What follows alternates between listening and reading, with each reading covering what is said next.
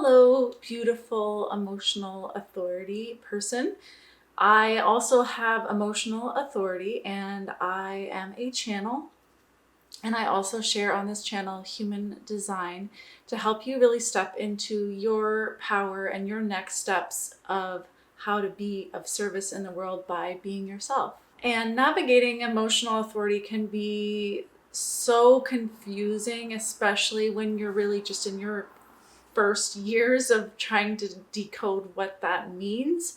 And so I wanted to share a couple really powerful stories that revealed to me how emotional authority really is so magical and how to trust what you feel even though it doesn't make sense. The first story is that when I first started learning human design, I became obsessed with it. I took a sabbatical from my quite successful coaching business and just studied human design. And then I started doing readings for everybody around me, and eventually I started charging for readings. And because I had quite a lucrative business at the time, I was charging $500 for a reading, and I had a bunch of leaders start booking readings with me, people that had really well-established, successful businesses in the coaching industry. And so I was kind of like, whoa, these amazing people are booking readings with me. This is so cool. And one of the women had a reading, and then she referred her best friend to have a reading with me. So the best friend put the charge through, the $500. I got the chart, and I just sat with it for initially, and I looked at the chart and I thought, wow, this feels a little weird. I couldn't put my finger on it, but there was something a little off. So I didn't do anything. I just sat with it because part of emotional authority is waiting through time. So I sat with it for another few days. And after a few days, it just became obvious that it wasn't feeling good. And I had no idea why. And I did not want to displease this woman because I was new to this and I was being recognized by these amazing people and their, leaders that had followings. And so the kind of pressure was on, but I just felt like, wow, I really have to stay true to my feelings. So I sent her an email and said, I'm so sorry, but I'm not even sure why, but this doesn't feel right for me to go ahead with doing your reading. And so I need to trust my intuition here. And I refunded her her money, and she was upset. She was not happy. Oh my goodness. I felt bad, and it was just awkward.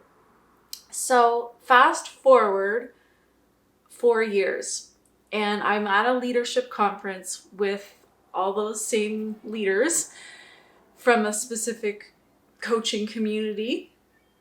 And we're at this networking event, and it could have even been 5 or 6 years. I don't know. Fast forward a lot of years, and I'm at this event with these same people. And this woman who had booked the reading and that I had canceled with came up to me, and she said, Karen, you're never going to believe what happened. I'm so into human design right now. I have done the training. I now do readings, and it's like an integral part of my business. But after you denied doing my reading, I had 4 readings with different human design readers, and none of them felt right. Every single time I would do a reading with someone, I just felt like it was completely wrong. I would argue with the person, it wasn't resonating. And so I would get another reading, and then it wouldn't resonate. And I'd get another reading, and it wouldn't resonate.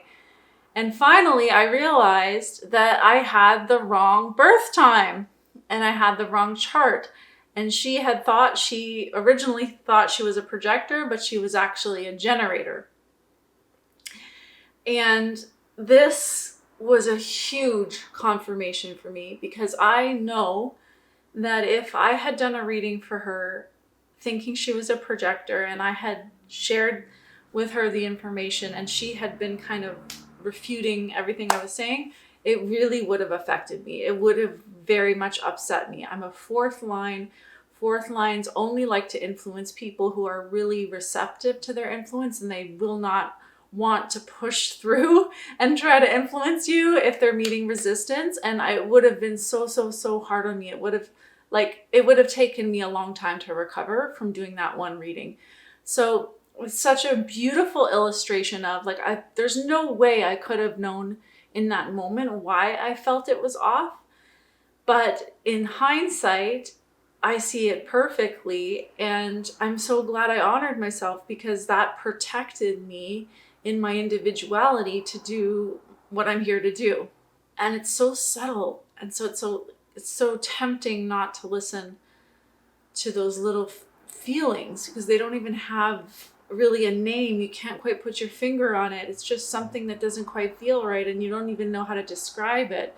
So it's very, very easy to just kind of override that, but it's so important not to do this. And I would like to give a big shout out to my friend Wade Pajares,